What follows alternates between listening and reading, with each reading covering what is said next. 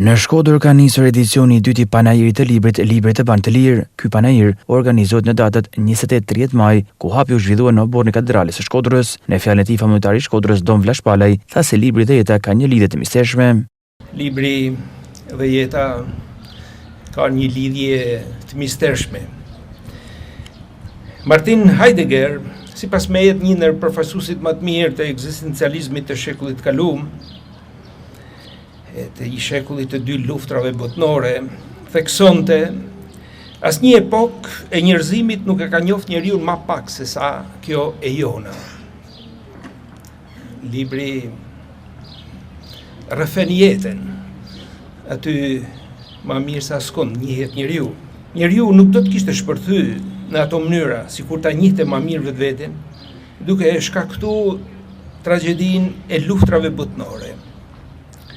Sot mund të na duket si jetojmë në një epokë ndryshe. Ndoshta epoka jona është jo ndryshe, por krejt ndryshe. Megjithatë, shtimi i njeriut varet prej diçkaje që nuk ndryshon kurrë. E mira varet nga forca për me dasht, e vullneti me ditë.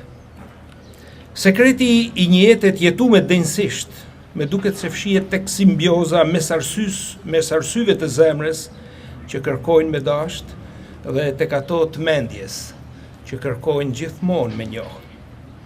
Ashtu si vetë jeta, edhe qyteti jonë ka nevojë për përmbajtje, e jo shumë për fasada.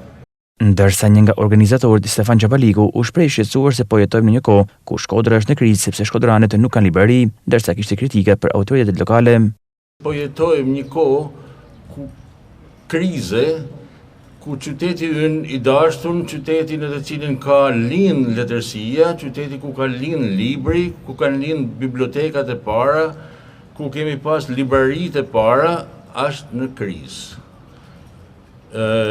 Shkodrant nuk kanë librari, shkodrant nuk kanë një vend ku të hynë dhe të mund të shohin prodhimin libror shqiptar. Shkodrant nuk kanë një vend ku të dinë se ku me harxhu 10.000 lekëshin e vetëm që kanë nda për librin. Kujt me allan. Sepse sipërfaqet e ofrume nga njerëzit vundet mirë janë kaq të vogla, janë kaq të imta, janë kaq të pakta, shpesh ngjajnë me qeli. Çka i mungon autoriteteve lokale për me dhanë, me marrë me qira një hapësinë të madhe dhe me e kthy në librari. Ka që vorfen e Shkodrës as mundet me pagu qiran e një lokali në mes të Shkodrës dhe mi thanë 2 burrave apo 2 zonjave që janë marrë tanë jetën me libër, hajdeni, që ku e keni, nuk ju marrim qira, nuk keni nevojë me pagu drita, s'keni nevojë me pagu ujë dhe na bani një librari. Po si ka mundësi që s'nollë kjo punë? Gjatë këtij panajiri, ku marrin pjesë shkrimtarë dhe studiues nga vende ndryshme, promovojnë libra, ligjërata dhe seanca leximesh.